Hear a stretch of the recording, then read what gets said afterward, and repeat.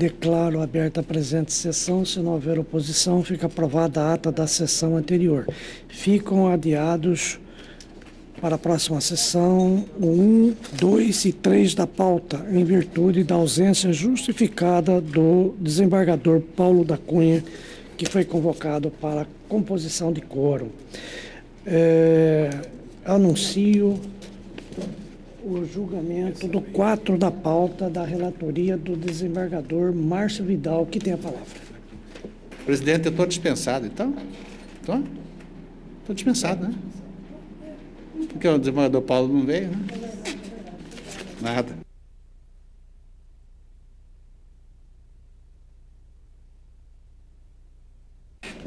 Egrégio Conselho, o que está em pauta é uma decisão do juiz diretor do foro da comarca de Arenápolis, que aplicou ao recorrente Antônio Francisco de Carvalho a pena de perda de delegação do primeiro ofício de Paranatinga, em decorrência da apuração da falsificação de uma procuração lavrada em cartório do segundo ofício notarial e de registro das pessoas naturais de Santo Afonso. À época dos fatos, o recorrente era titular do referido cartório e, com a dita procuração falsa, foram lavradas escrituras causando vários prejuízos aos proprietários de terras. Foi instaurado o presente procedimento administrativo, conduzido regularmente, dando ao recorrente o direito do contraditório e ampla defesa, bem como fora realizada perícia grafotécnica, para verificar a autoria da assinatura do envolvido na suposta falsificação.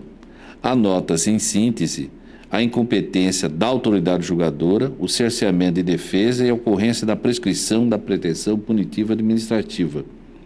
No mérito, alega a ausência de dolo, culpa ou má-fé e a inobservância do princípio da proporcionalidade e que a prova pericial grafotécnica teria sido inconclusiva.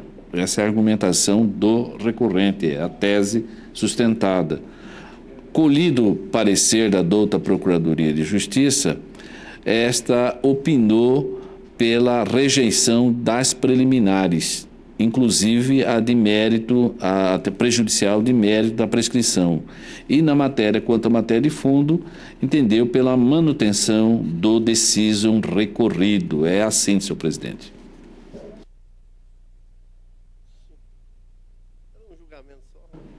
Vossa Excelência pretende fazer a sustentação oral? Vossa Excelência tem um prazo de 15 minutos para suas ações.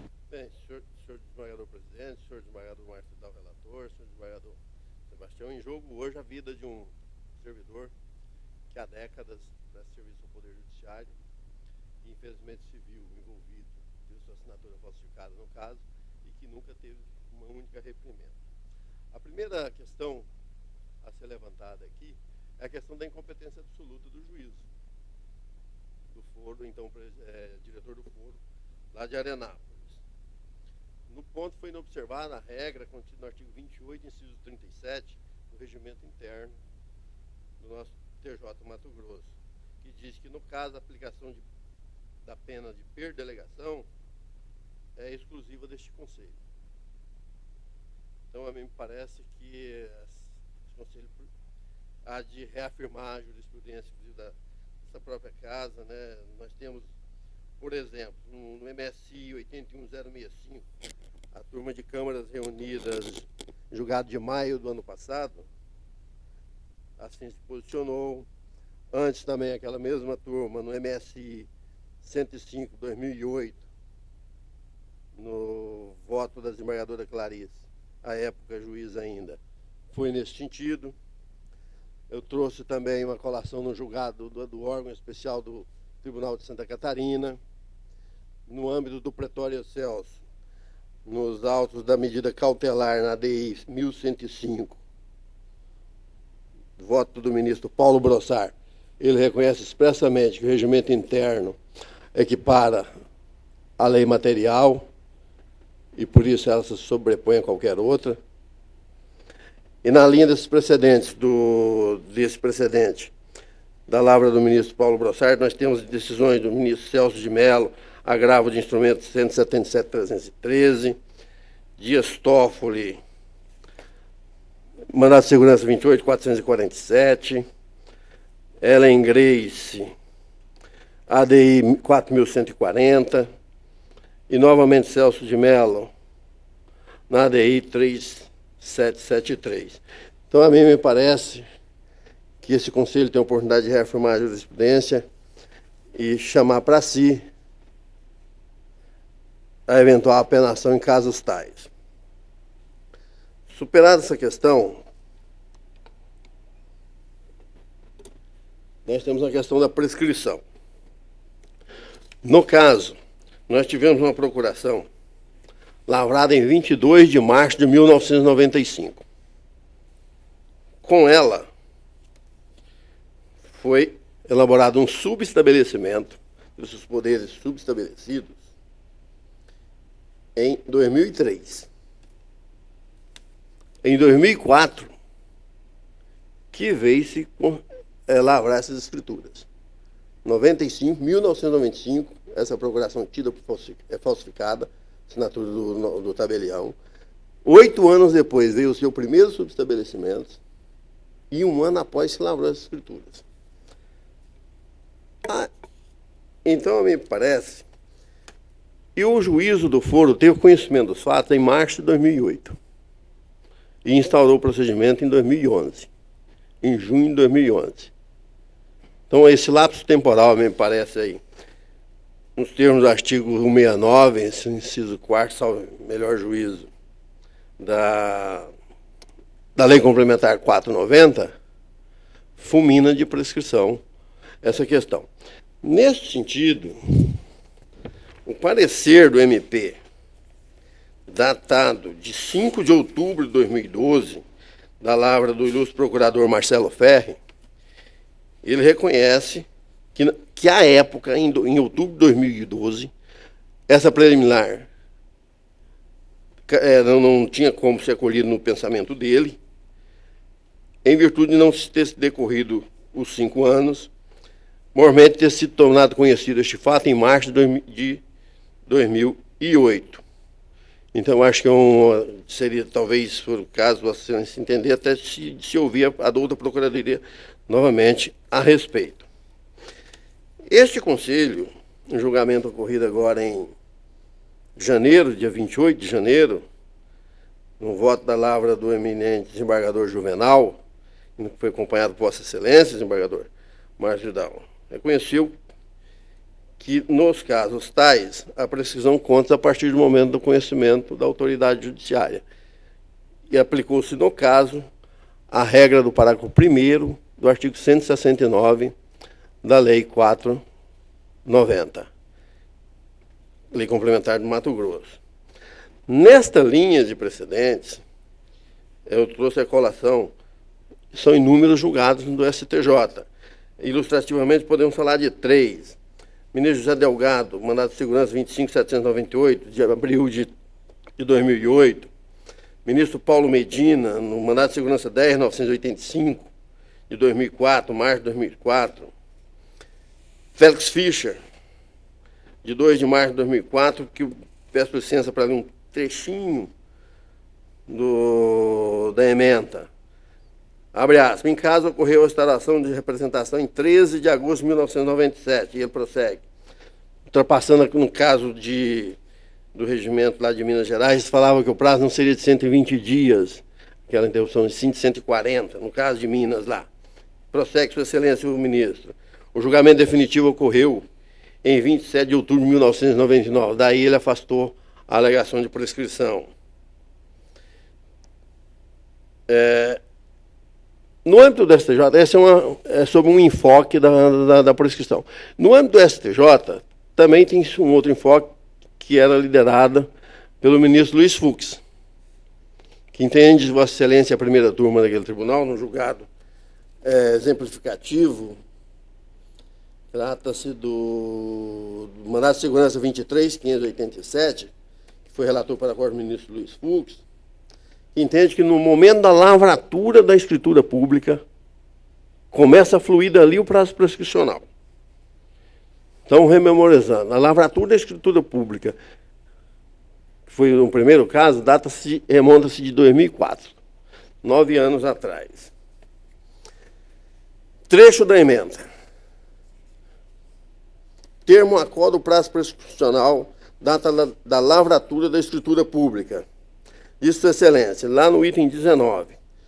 O termo a qual para início do prazo prescricional é o prazo da lavratura da escritura, que naquele caso ocorreu em 27 de setembro de 2001, que impõe o reconhecimento da prescrição.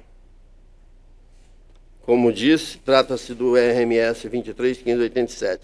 Mais recentemente, agora em novembro de 2009, este entendimento foi reafirmado desta feita agora à unanimidade pela primeira turma do STJ, num voto da lavra da ministra Denise Arruda. Disse Sua Excelência, nos autos do mandato de segurança 26.350. Em recente julgado, a primeira turma desta Corte, diante da situação semelhante dos autos, firmou a orientação de que, letra B, a lavratura da escritura dá início a contar do prazo prescricional, diante da presunção de sua publicidade a todos, inclusive à administração, por constituir efeito próprio do ato. Palavras da Sua Excelência, ministra Denise Arruda. Então, a nós nos parece que por esses dois enfoques, qualquer um deles, a pretensão punitiva está fulminada pela prescrição. Acaso superado essas questões, a questão da falsificação da escritura pública, da procuração, perdão, o laudo pericial, exatamente as suas folhas 526 dos autos, ele não é conclusivo, no sentido da assinatura ser do tabelião. Consta dos autos, do laudo, folhas 526, e tem um. Disse o expert judicial. Evidentes semelhanças quanto aos confrontos de assinatura atribuído ao senhor fulano de tal, que no caso é o recorrente, com o padrão de cenografismo. Não disse ele que era 100% dele. Disse que tinha semelhança. Agora, o que mais chama a atenção é que as folhas 38 da Corregedoria, o lesado, quando ele noticiou os fatos ao cartório, disse ele, o advogado dele, o último parágrafo de sua petição.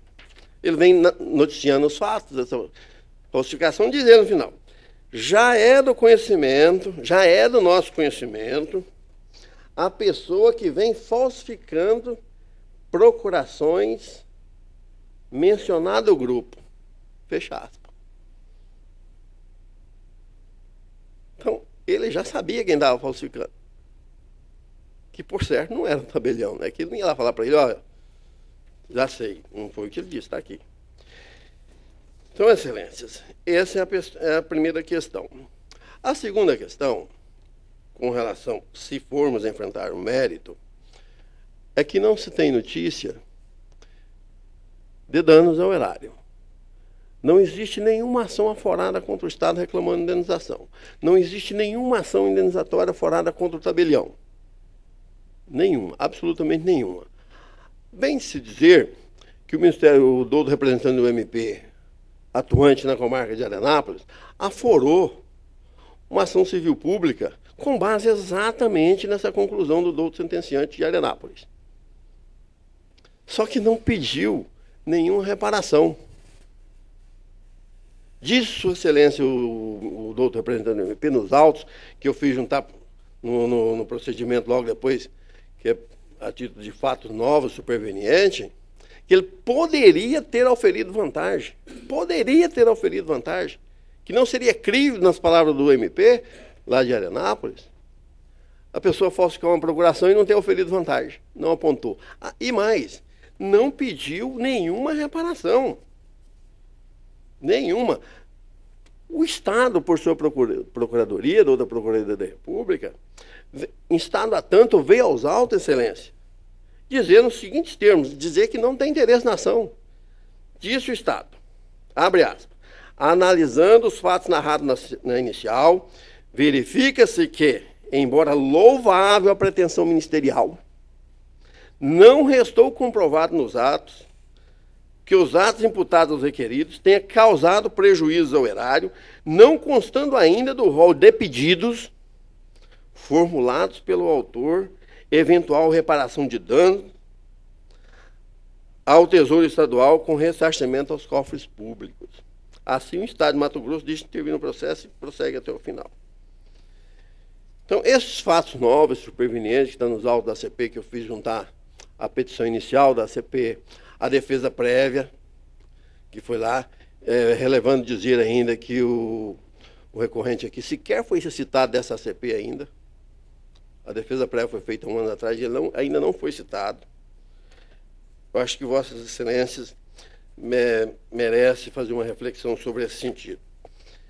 E também há de se ver que, por tudo isso, como bem disse o ministro Herman Benjamin, no julgado ainda em 2008, em caso parecido, análogo a esse aqui, diz que a simples configuração do ato improbo, ainda que assim se reconheça, não implica necessária e automaticamente combinação da perda da função pública. Estes são fatos que eu gostaria que Vossas Excelências bem sopesassem se soperarmos nas questões preliminares. E ainda, para encerrar, senhor desembargador Perrin, num voto, numa decisão de lavra do ministro Luiz Fux também, caso análogo, diz Sua Excelência, a exegese das regras inseridas no artigo 11 da Lei 8429, de 92, consideradas as gravidades das sanções, restrições impostas ao agente público, deve ser analisada com grau Salles. Máxime porque uma interpretação ampliativa poderá coimar de improbas condutas meramente irregulares, suscetíveis de correção administrativa, posto ausente a má-fé do administrador público, preservada a moralidade administrativa e a fortiori ir além do que o legislador pretendeu. Então, eminentes desembargadores, nós estamos aqui decidindo a vida de uma pessoa que há décadas presta serviço ao Estado, sem mácula na sua conduta. Não só por isso, mas também pelo tudo que foi dito, espero, primeiro, que Vossa Excelência reafirme a jurisprudência da Casa, chamando para si a competência do Conselho para analisar casos tais e, no mais, acolha as alegações defensivas. Obrigado pela atenção de Vossas Excelências. Ouça a douta Procuradoria. Nobres desembargadores, entendo que a prescrição no presente caso deve ser acolhida. Visto que, tratando-se de procuração pública, ou escritura pública, como o próprio nome já diz, entendo que ela se torna pública no ato da lavratura. Mas mesmo que, se acolhermos a corrente majoritária de que o prazo prescricional passa a ocorrer a partir do momento que se torna público, ou seja, que venha ao conhecimento da autoridade, ainda assim entendo que ocorreu a prescrição. Vejam bem, o fato apurado nos presentes autos tornou-se conhecido em 20 de 3 de 2008, e este procedimento só foi instaurado no dia 20 de 6 de 2011. Segundo as disposições contidas no artigo 179, caput, da Lei 04/90, o prazo para encerramento do procedimento é de 60 dias prorrogáveis por mais 60, ou seja, em 120 dias, a autoridade competente deverá encerrar o procedimento. Na sequência, vem o artigo 169, que em seu parágrafo 3º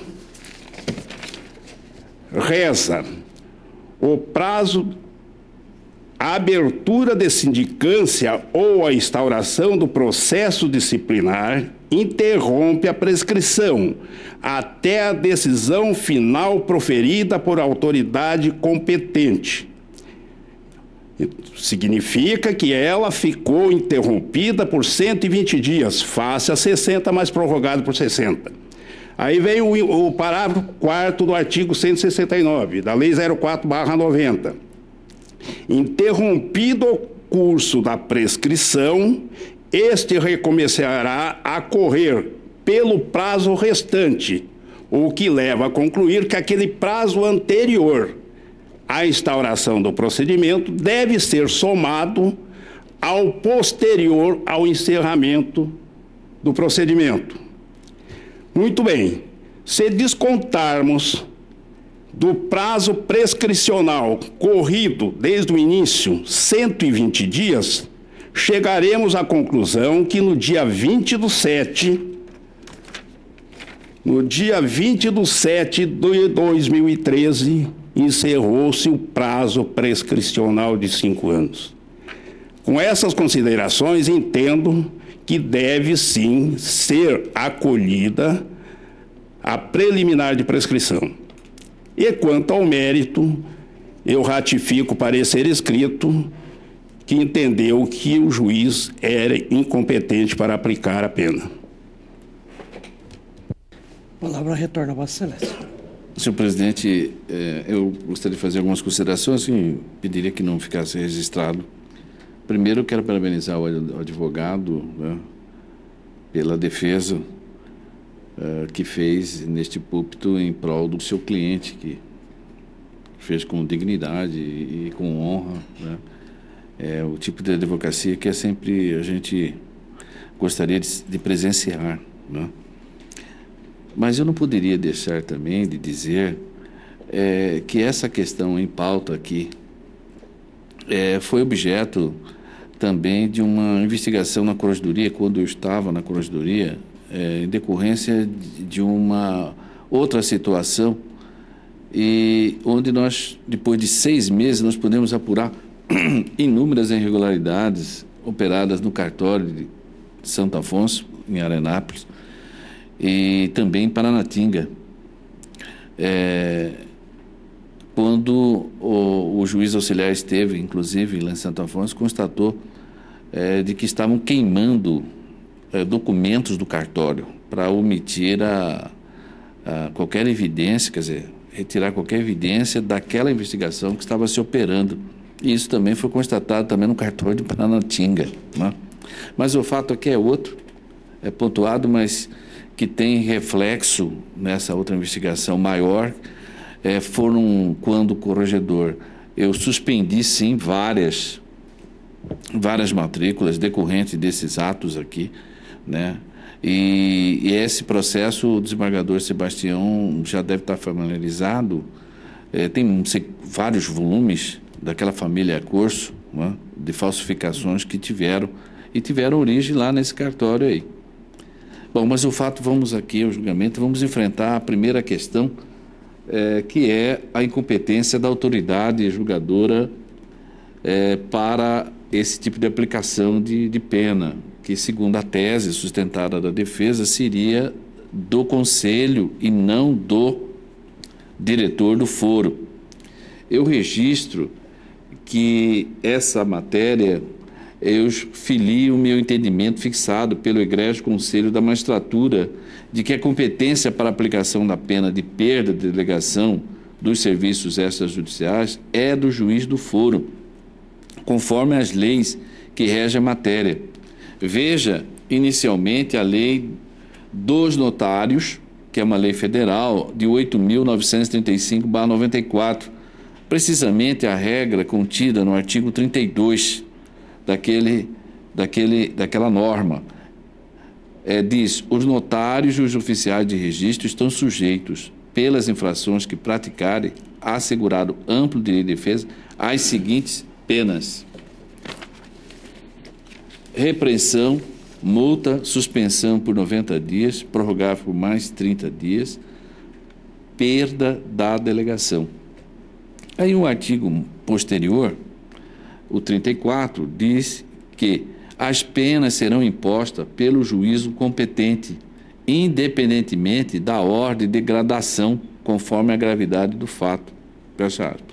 Aí eu estou consignando que, por sua vez, a Lei Estadual 6.940/97, que estabelece normas e critérios para os concursos de ingresso e remoção a titular de serviços notariais e de registro e dispõe sobre a ação disciplinar relativa a notários e registradores em cumprimento à Lei Federal número 8.935/94, é expressa ao apontar o juiz diretor do foro como autoridade competente para apuração e aplicação de penalidades aos notários e registradores do Estado de Mato Grosso. Confira. Artigo 22. Compete ao juiz diretor do foro ou juiz designado pelo Corregedor-Geral da Justiça: 1. Processar notários e registradores pela prática de qualquer das infrações elencadas na Lei 8.935/94. 2. Impor-lhes a pena disciplinar cabível. Fecha aspas. Ressalva-se que a aplicação da inteligência dessas normas citadas é entendimento assentado também pelo egrégio Tribunal Pleno deste Tribunal de Justiça, embora tenha outra decisão contrária. Mas tem, confira-se, abre aspas, conflito de competência, que é o espaço mais próprio para dirimir essa questão. Constitucional e administrativo, notários e registradores, servidores públicos, deveres legais, fiscalização pelo Poder Judiciário, abertura de processo administrativo disciplinar, apuração da infração e aplicação de penalidade, diretor do foro, competência reconhecida, inteligência das leis 6.940 e a que eu estava fazendo referência há poucos minutos, a 8.935/94. A Constituição aí tem a parte dispositiva, está grafada da seguinte forma: a Constituição Federal foi precisa ao dispor que os serviços notariais e registradores são exercidos em caráter privado, por delegação do poder público. Compete ao Poder Judiciário fiscalizar as atividades realizadas pelos notários, oficiais de registro e seus respectivos prepostos, justamente para apurar eventuais irregularidades nas órbitas civis ou criminal, civil ou criminal. Inteligência dos artigos 236, Constituição Federal, 88, 37, da Lei 8.935/94. Na hipótese dos autos, a competência para processar e julgar o processo administrativo disciplinar é do juiz diretor do foro, da comarca. Esse acordo foi um conflito da comarca de Nobres, julgado em 2010. Aí diz o seguinte: assim, ao teor do exposto, conforme as normas e posicionamento citado, a pena foi aplicada pela autoridade competente, razão pela qual, senhor presidente, eu estou rejeitando essa primeira preliminar. Não precisa anotar que eu tenho voto escrito, mas a minha posição coincide com a do relator e eu o acompanho para rejeitar a preliminar. Desembargador Sebastião. Senhor presidente, eu até tenho em mãos a Lei Estadual 6.840, eu fiz questão de trazê-la, e a própria lei federal também nesse sentido. Ademais, o Supremo Tribunal Federal já posicionou que a abertura de processo disciplinar para a autoridade que detém competência para aplicar penalidade de modo genérico não leva a qualquer nulidade se posteriormente a admissão é levada a efeito por quem detém competência, que seria o caso do Conselho. Então, se nós formos anular, nós temos que julgar hoje como uma instância originária. Então, por um ou por outro, ficaria do mesmo jeito. Eu acompanho os eminentes votos precedentes. Na sequência, há uma outra matéria que, embora não tenha sido muito bem explorada pelo nobre advogado, porque ele deu ênfase às outras, principalmente a questão prejudicial da prescrição, tem um cerceamento de defesa, e eu passo a enfrentá-la. Ele argumenta que teria ocorrido uma restrição da ampla defesa e do contraditório. Teria se violado esses princípios da Constituição, uma vez que não houve nomeação de uma comissão processante para o seu julgamento, bem como lhe fora indeferida a oitiva de testemunha, o que estaria afrontando o devido processo legal. Em relação à nomeação da comissão processante, eu estou consignando para apuração disciplinar dos delegatários do foro extrajudicial, verifique-se que não há previsão legal nesse sentido.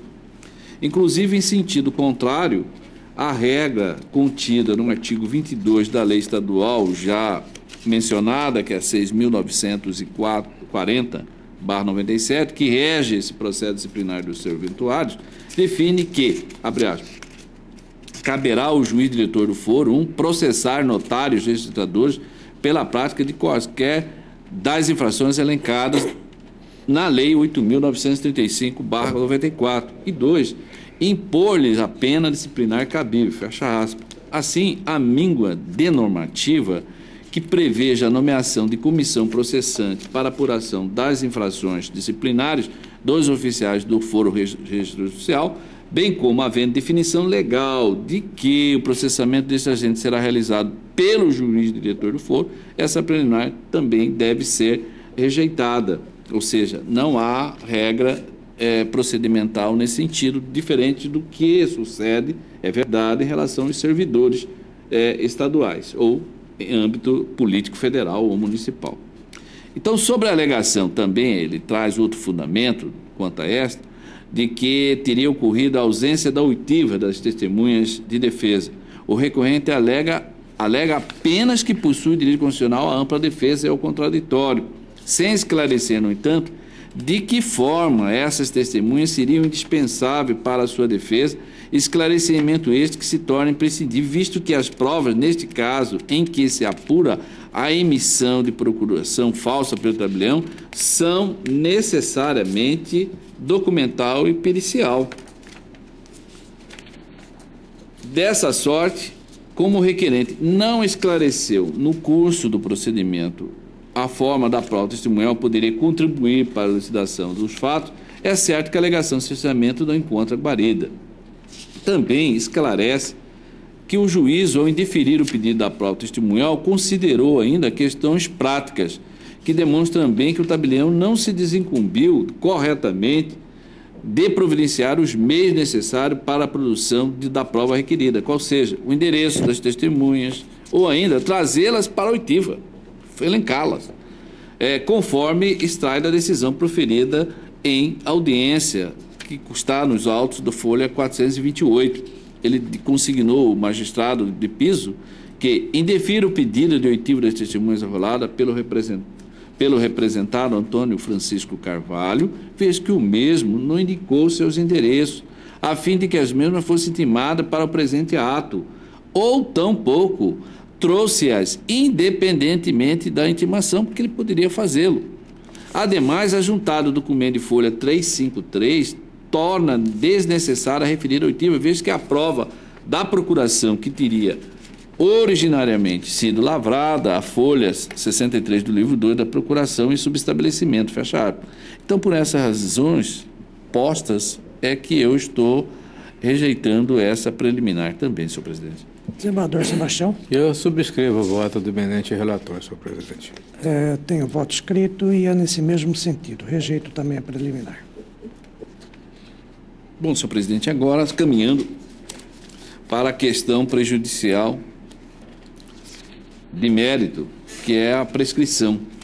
Eu assinalo que, quanto a essa prejudicial de prescrição suscitada, também não tem guarida, muito embora, e ouso aqui, com muita humildade, divergir também do parecerista em oral, pois discute-se a ocorrência ou não da prescrição da pretensão punitiva, sendo ponto central do debate o termo inicial do prazo prescricional, tendo em vista que o processo administrativo disciplinar foi instaurado por meio da portaria 023/2011 do diretor do fórum, em 20 de 7 de 2011. Faz-se salutar, inicialmente, realizar uma pequena digressão quanto à prescrição no âmbito da administração pública. E nada melhor como trazer aqui, desembargador Sebastião, lições do professor Eli Lopes Merelli. Assim que se posiciona, abre aspas, há, portanto, duas espécies de prescrição administrativa. Uma que ocasiona o perecimento do direito administrativo, ou do servidor, que poderia pleiteá-lo administrativamente. Outra, que extingue o poder de punir da administração. Aquela pode ser suspensa, interrompida e até relevada pela administração. Esta, constituindo uma garantia do servidor ou do administrado de que não será mais punido pela ocorrência da prescrição, é fatal e irrefreável na sua fluência e nos seus efeitos extintivos da punição. Fecha aspas. Nota-se que o direito não é imutável, posto que é baseado na realidade empírica. Neste prisma é que a prescrição torna-se de grande relevância, sendo regra geral de ordem pública, que se inscreve como um princípio formador de todo o ordenamento jurídico brasileiro, não sendo diferente na relação jurídica administrativa. Respeitada a lógica interpretativa, tem-se que a prescrição é regra geral, sendo a imprescritibilidade a exceção, dependendo por tal excepcionalidade de norma expressa. E sobre o tema, a Lei Complementar 04/90 prescreve no seu artigo 169.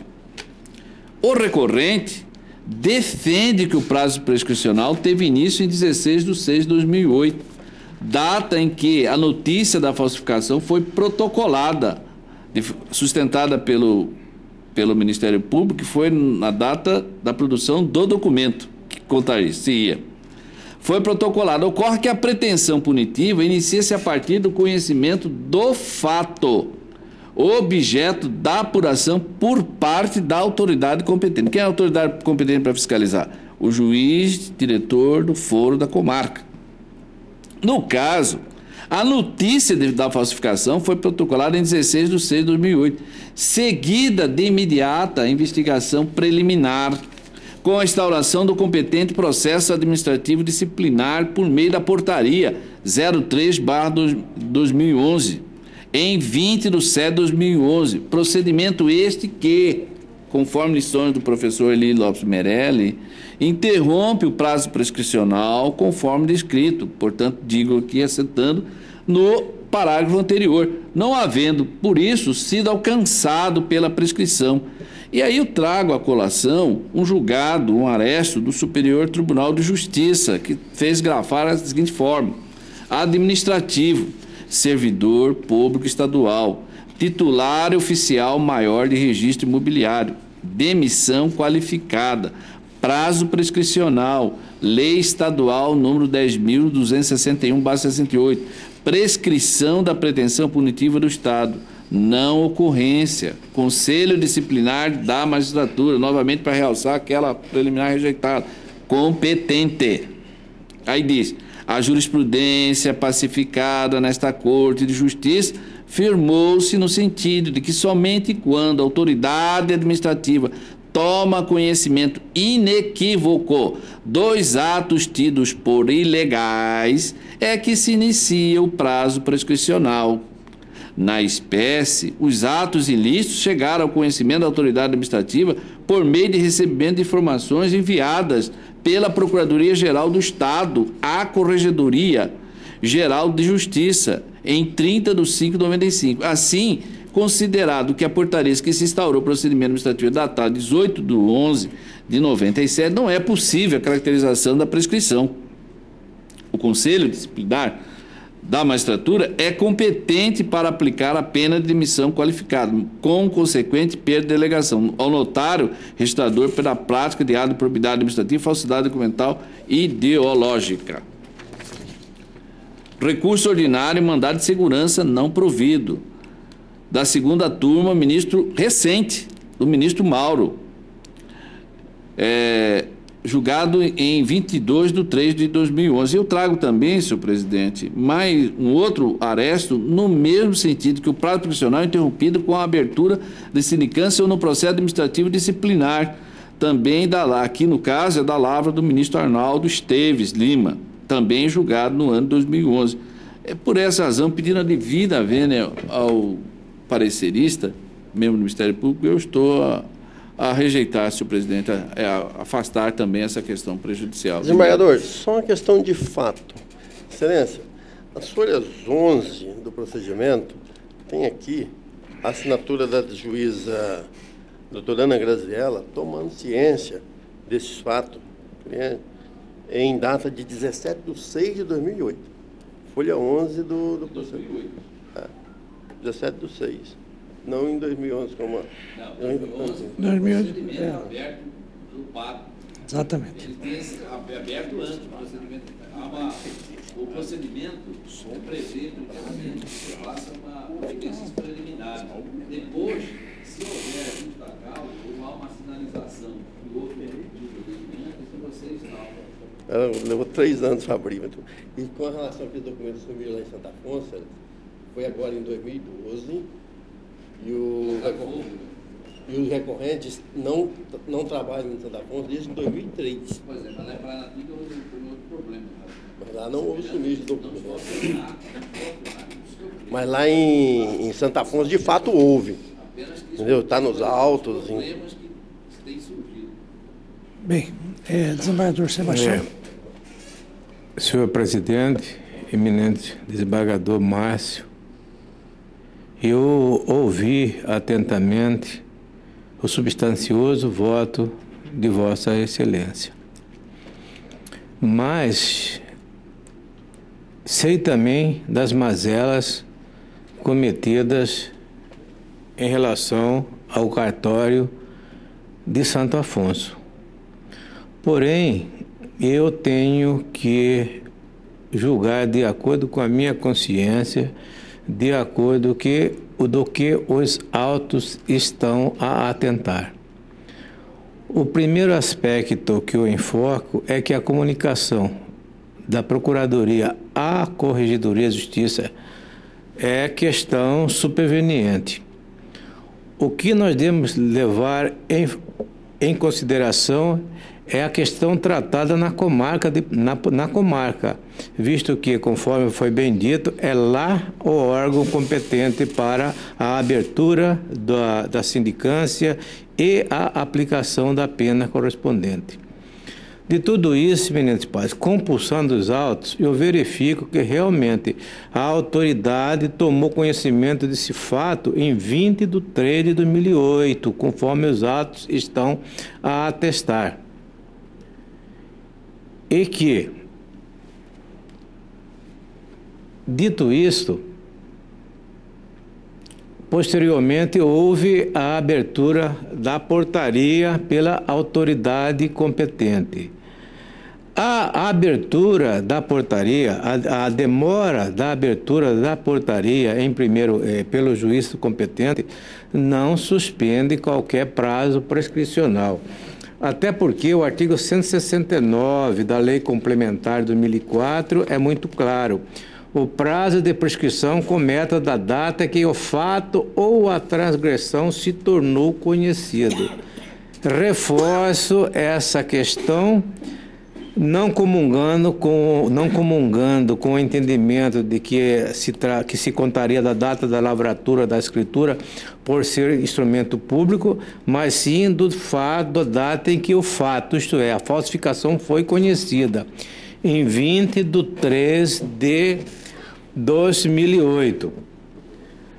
A prescrição, nesse caso, é de 5 anos, mas levando em consideração, na conjugação do artigo 169 e 179 da Lei Complementar 2004, que permite a suspensão, a interrupção, do prazo prescricional por 60 dias e mais 60 dias, constata de forma inequívoca que, sendo o fato conhecido em 20/3/2008, a pretensão se punitiva com a aplicação da pena se exauriu-se em data de 20/7/2013.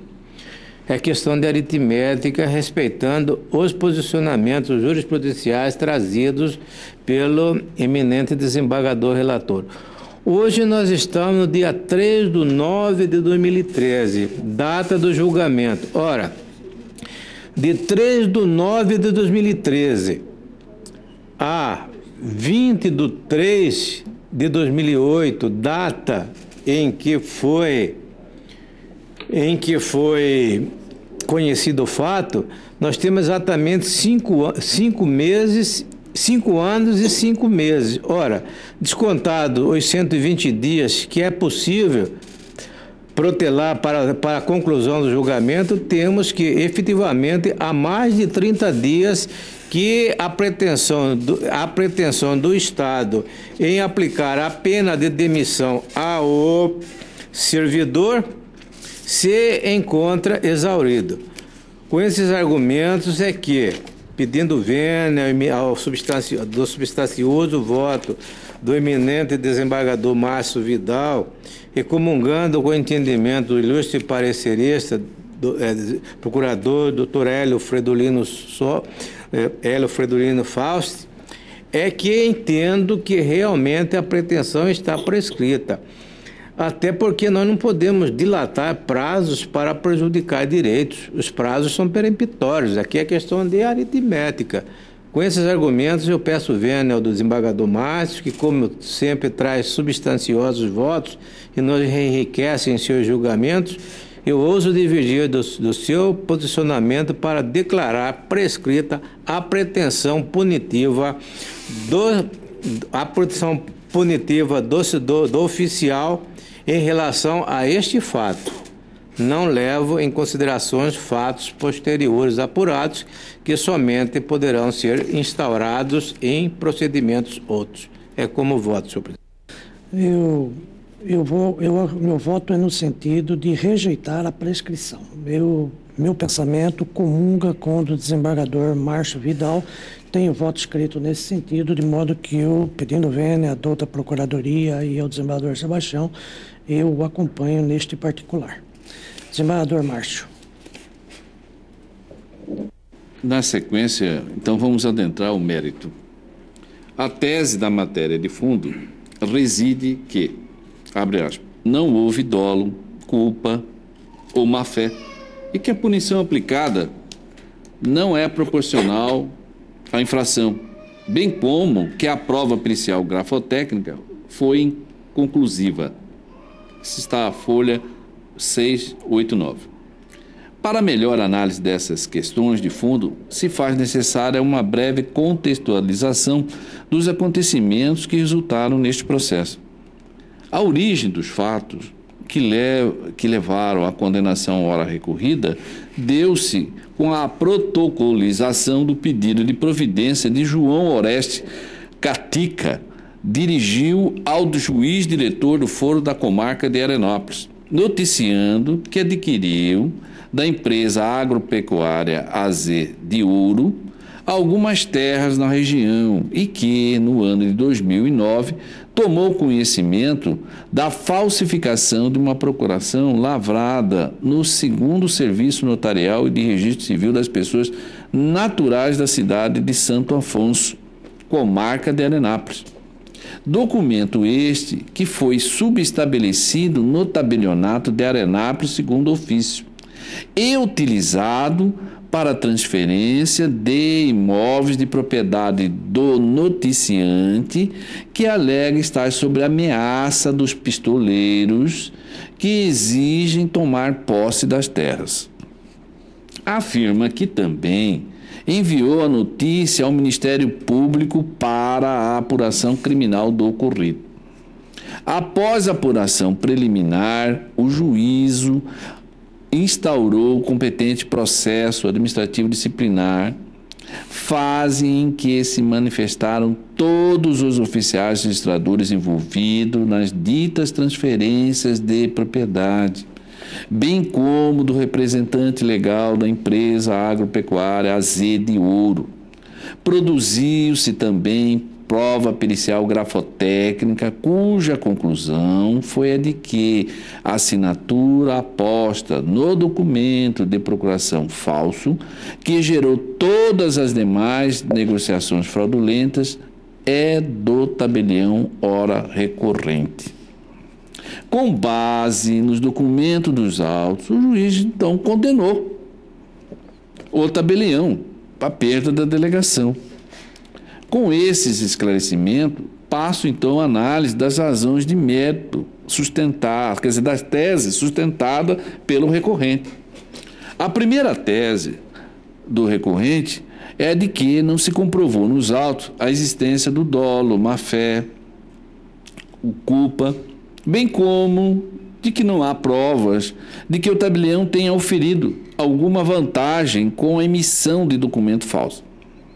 No entanto, a perícia realizada nos autos, diferentemente do que é sustentado pelo nobre advogado, e é compreensível, né, ao apontar que a assinatura constante do documento fraudulento foi exarada pelo tabelião.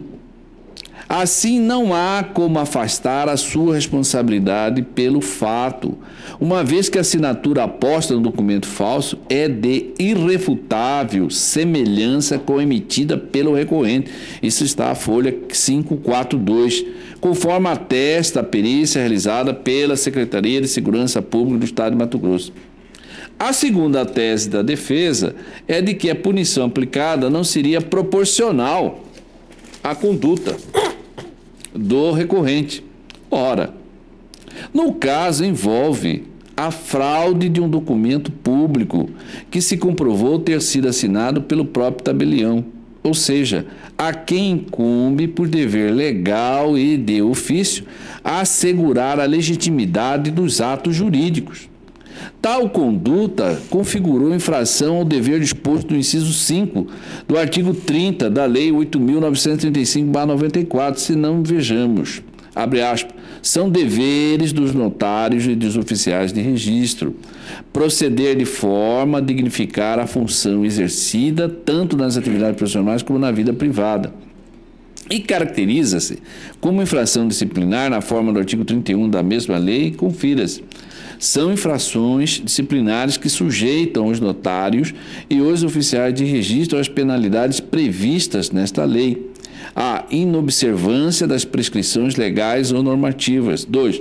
A conduta atentatória às instituições notariais e de registro. Fecha aspas. Considerando que a prática em questão consistiu em fato gravíssimo, a pena aplicada encontra-se proporcional ao fato, pois é certo que este órgão não se pode coadunar com as práticas que atente contra a segurança jurídica. Quem realiza o ato jurídico é o tabelião. Ofende o princípio constitucional, é uma das profissões mais antigas do mundo. Nasceu, até é uma dificuldade em saber quem que nasceu primeiro. Se foi a sociedade organizada, foi o tabelião. Aliás, a história brasileira começa nas mãos de um tabelião, Pero Vaz de Caminha.